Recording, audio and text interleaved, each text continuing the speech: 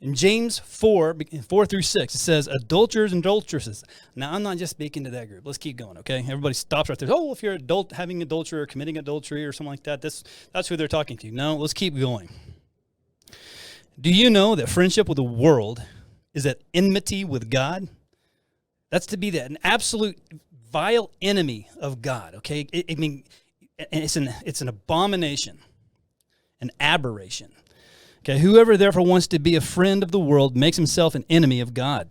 Or do you think that the scripture says, in vain, the Spirit dwells in us, yearns jealously?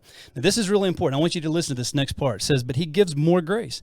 Therefore, he says, and notice this in quotes because it's referenced in not only the Old Testament, but in the New Testament. I'll give you at least one more reference here in a minute. But it says that God resists the proud, but he gives grace to the humble.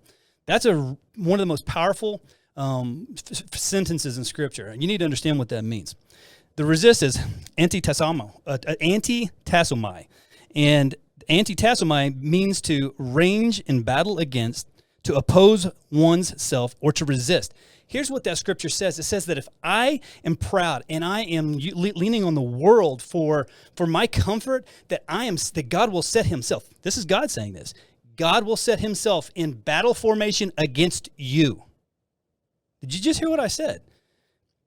And the thing is we're so comfortable in the world. We want our TikTok, we want our Instagram, we want our social, we want our VRs now, we want all this stuff. And don't get me wrong, I'm not coming down on all that, okay? God can use anything for his benefit and for good. I like to go home almost every night. I like to go home and I spend time with the girls, the kids, and my boy. We might hang out, watch a movie. And I love, all that's fine, okay? There's a teaching I'm going to do here for long. That's another word that the Lord gave me about creating more than we consume. But all this is connected. It's all connective tissue. I know that if there are things that are above God that I think about more than God, those are called high places, and we're going to get to that in a minute. I want to keep going, and just for another scriptural reference, if you look at Matthew 23:12, it says, this is Jesus again speaking. He says that whoever exalts himself will be humbled, and he who humbles himself will be exalted. That's also in Proverbs. Okay, there's a reference. You see the patterns here. Let's go to scripture number 3.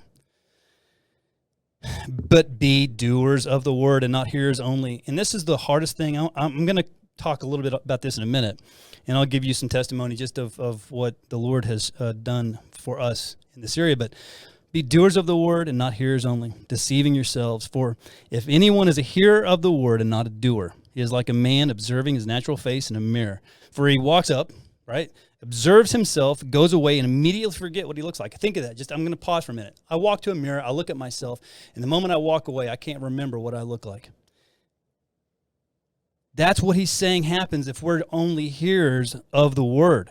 But he who looks into the perfect law of liberty and continues it.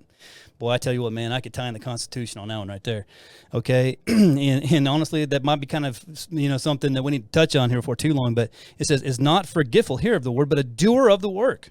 This one will be blessed in what he does." That's James 1:22 through 25.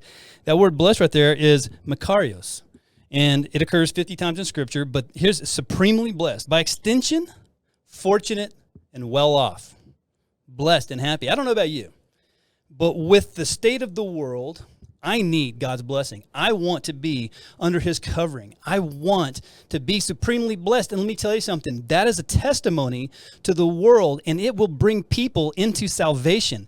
All you have to do is have faith. You say, well, you don't understand what my work looks like. You don't understand my financial problems. You don't understand my marriage and what's going on there. I do have a word for you here in just a minute. We're going to talk about Hezekiah here in a few minutes and what God did for him and who he was. But you need to understand that there is nothing impossible for God. Faith is going to be your dictator.